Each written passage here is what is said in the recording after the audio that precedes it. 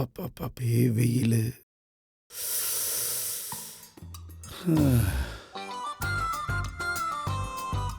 வாங்க சார்.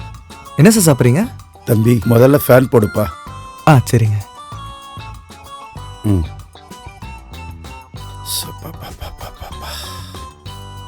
என்ன சார் சாப்பிட்றீங்க? என்ன இருக்கு சார் நம்ம கடையில் டிஃபன் ஐட்டம் எல்லாமே இருக்கு சார். எல்லாருக்கும் சரி, நல்லா இருக்குமா? சார் அருமையாக இருக்கும் சார். இப்போ இருக்கிற இட்லி மாவு தோசை மாவுலலாம் ஏதேதோ கலப்படம் பண்ணி கலக்கி விற்கிறதா கேள்விப்பட்டேன். சார் அப்படிலாம் கிடையாது சார். மற்ற கடை மாதிரி இல்லை சார்.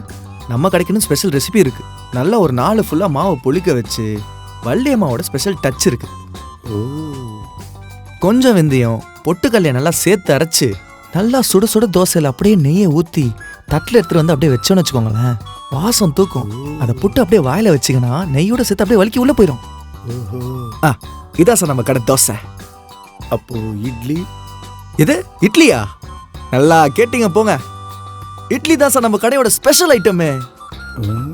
நல்லா ஃபர்ஸ்ட் கிளாஸ் இட்லி அரிசி எடுத்து கொஞ்சோண்டு வெந்தயம், தேவையான அளவு உப்பு, உளுந்து, இது எல்லாத்தையும் சேர்த்து 12 மணி நேரம் ஊற வச்சு பதமா அரைச்சு இட்லி குண்டால சூடா அவிச்சு எடுத்தா மேல பஞ்சு மாதிரியும் உள்ள மெழுகு மாதிரியும் இருக்கும். அத கொஞ்சமா புட்டு சாம்பார்ல தொட்டு சாப்பிட்டீங்கன்னு வச்சுக்கோங்களேன், அப்படியே உருகி போயிருவீங்க. தம்பி நீ சொல்றதெல்லாம் பார்த்தா அப்படியே என் நாக்கில் எச்சி உருது தம்பி. எடுத்துட்டு சார் இட்லி. இருப்பா, ஏன் அவசரப்படுற? சட்னி? சட்னி சார், நம்ம கடையில் சட்னி பார்க்கறதுக்கு சாதாரணமாக தான் தெரியும். ஆனால் அதை சாப்பிட்டு பார்த்தா தான் அதோட அருமை புரியும்.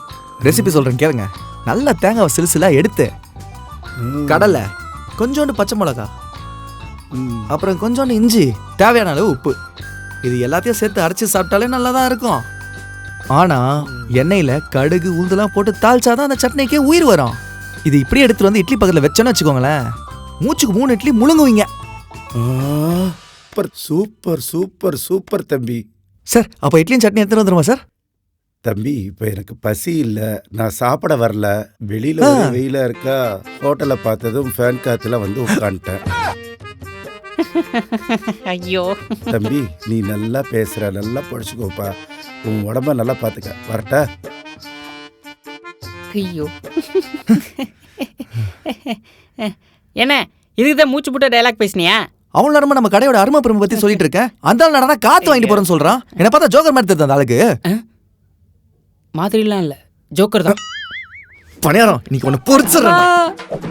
இட்லி கடை உங்க பிரேக் டைம் என்டர்டைன்மெண்ட் சேனலில் காண தவறாதீர்கள்.